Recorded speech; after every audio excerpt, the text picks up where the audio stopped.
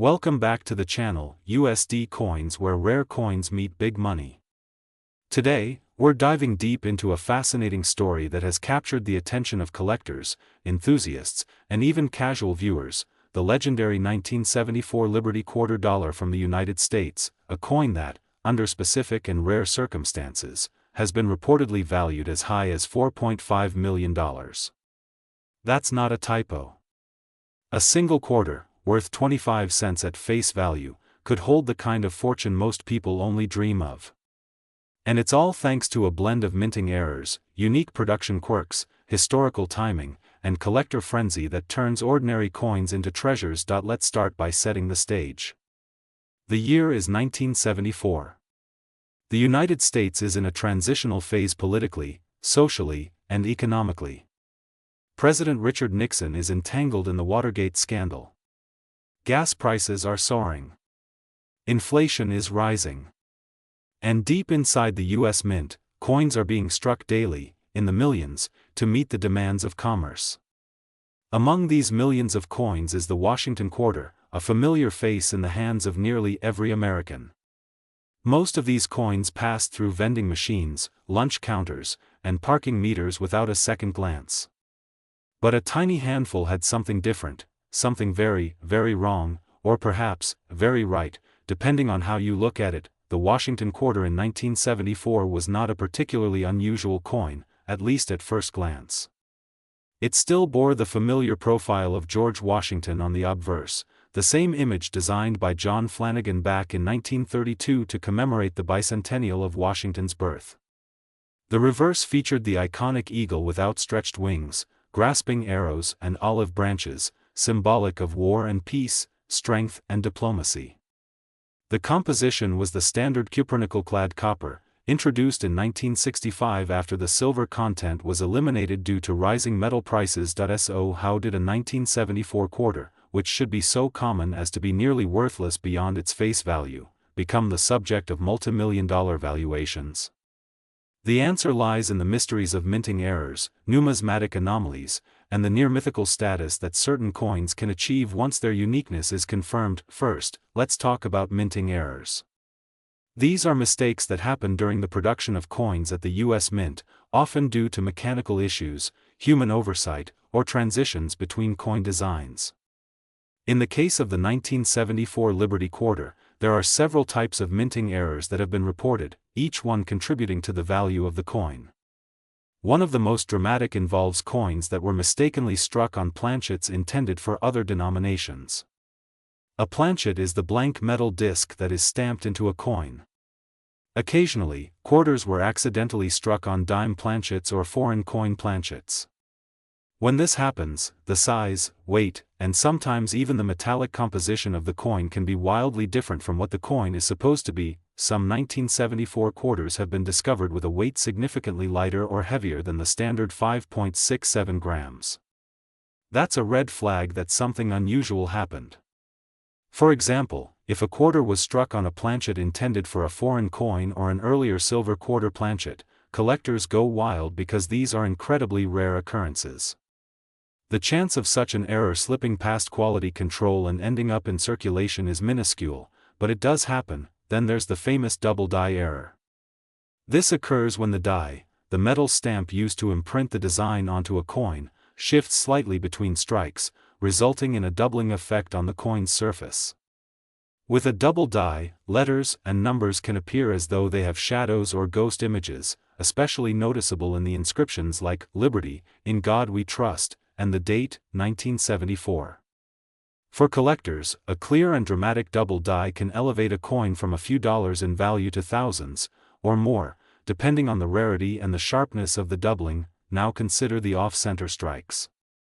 These occur when the planchet isn't properly aligned with the dies during minting. The result is a coin where part of the design is missing, and the remainder is skewed or misplaced.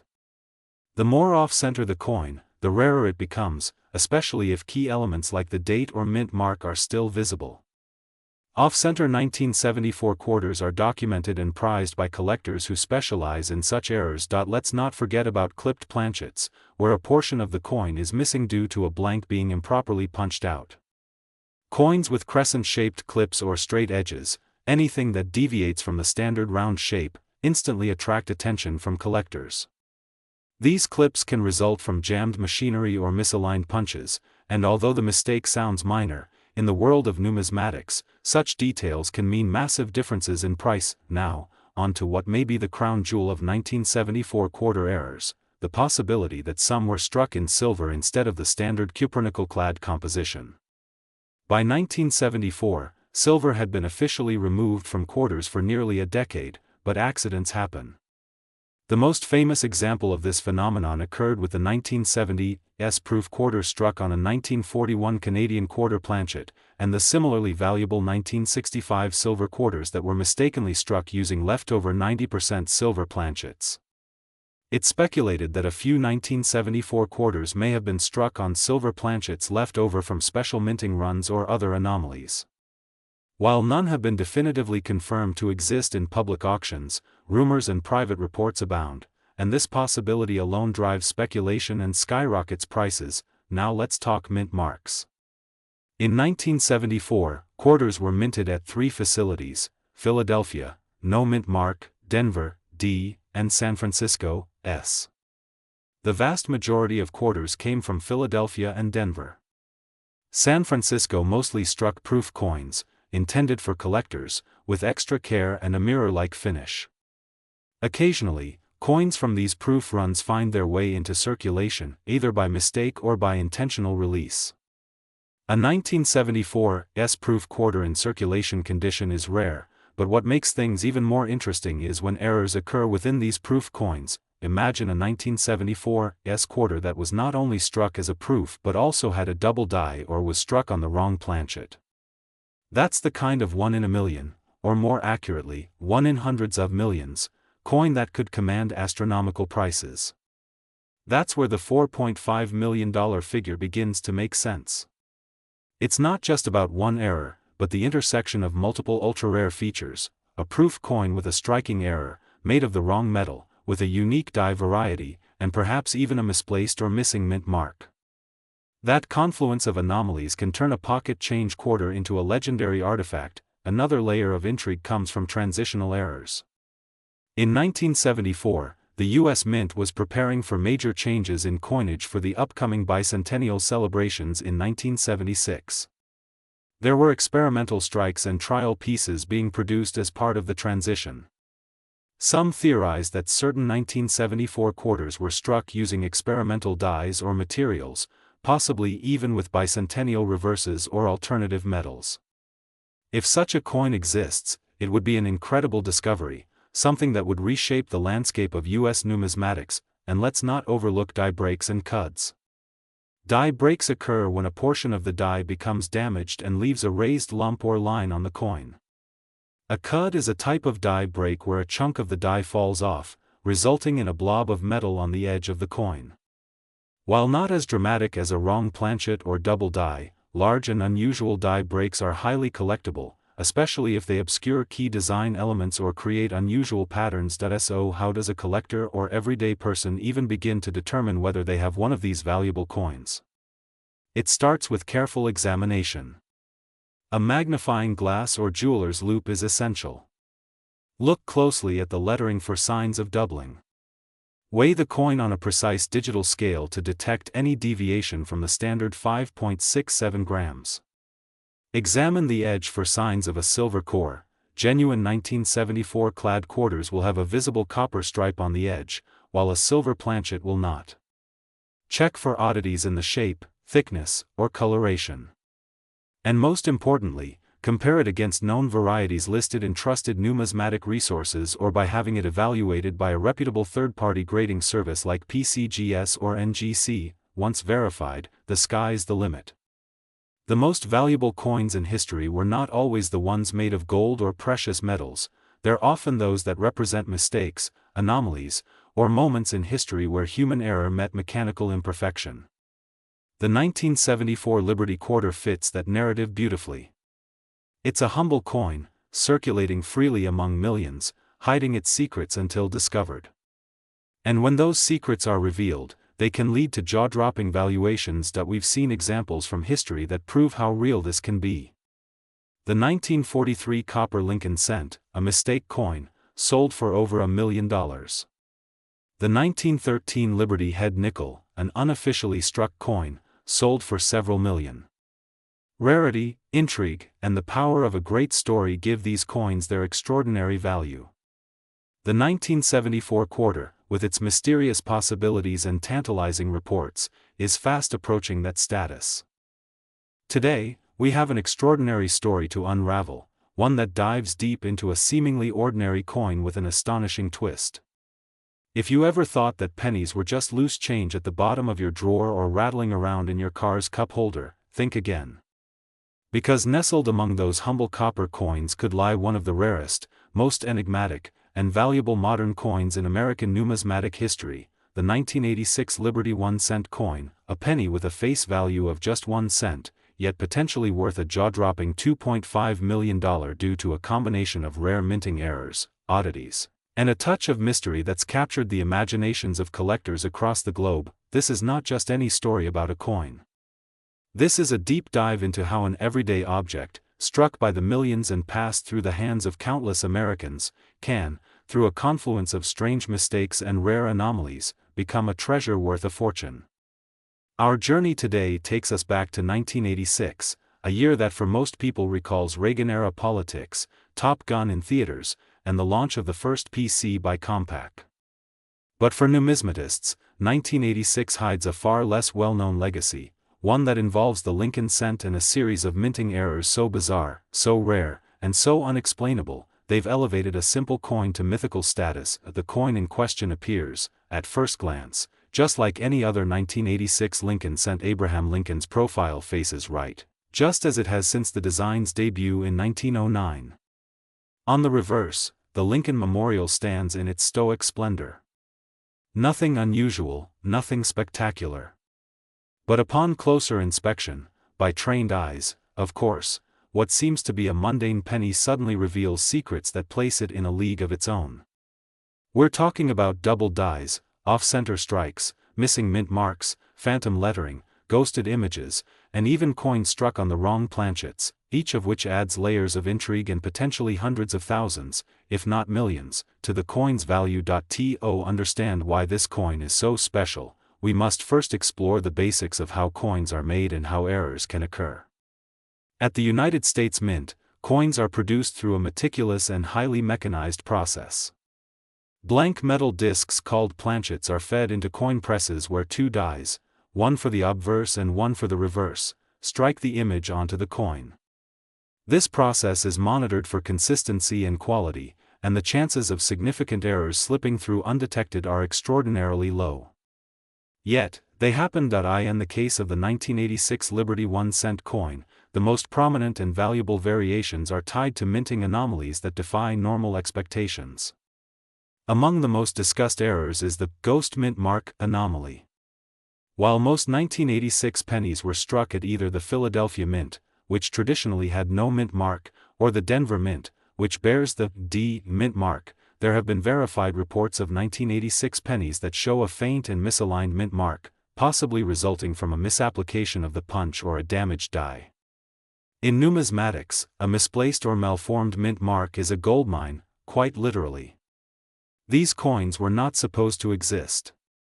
The presence of a ghostly, nearly invisible, or oddly placed mint mark suggests human error at some point in the die production process, which in itself is quite rare and tightly controlled, but that's just the beginning.